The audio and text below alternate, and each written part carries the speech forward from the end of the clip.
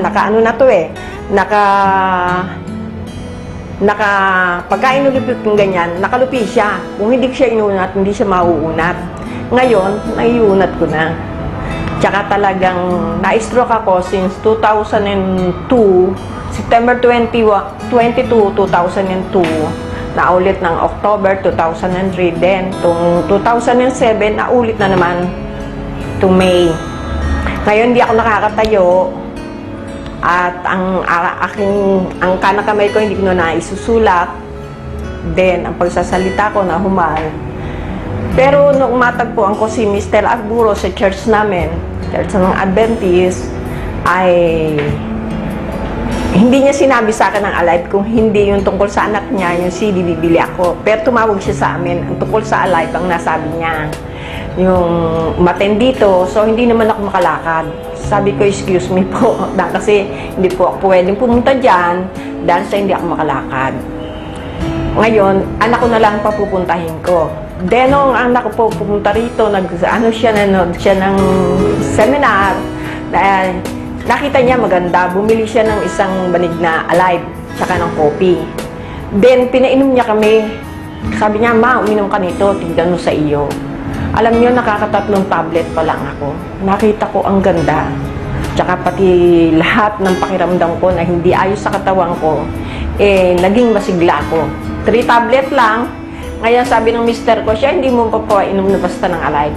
Pero ngayon, pati anak ko, pati asawa ko, nagtitake ng Alive, pati pater ko. Sa diabetes, mga 2 weeks na uminom ako ng Alive bago nag-normal. Dati, 143. Then, 1 week, nagpatingin ako, 120. Then, nag-normalize ako, naging 95. Natakot ako. Kasi baka bumaba naman ang sugar kong masyado. Pero ngayon, okay na, pati ang BP ko. Naging, dati 210/110. Dahil nga sa Alive, kaiinom ko siguro, bumaba. Naging 120/60. Kasi-check up ko lang. Kaya ngayon, nangangasa. Sabi niya, may makeup ka ba? Namumulay ang mukha mo. Sabi ko, wala ako, natural to. Dahil sa Alive. Kung mataas ang diabetes ko, hindi gagaling tong sugat kong ito. Akala ko, natatakot ako. Akala ko, hindi gagaling. Pero after 3 days, tuyo na siya. Kung may diabetes ako hindi gagaling ito. Pero ngayon, okay na. Tapos nagpa-x-ray ako. Dahil sumasakit ang libro nung una.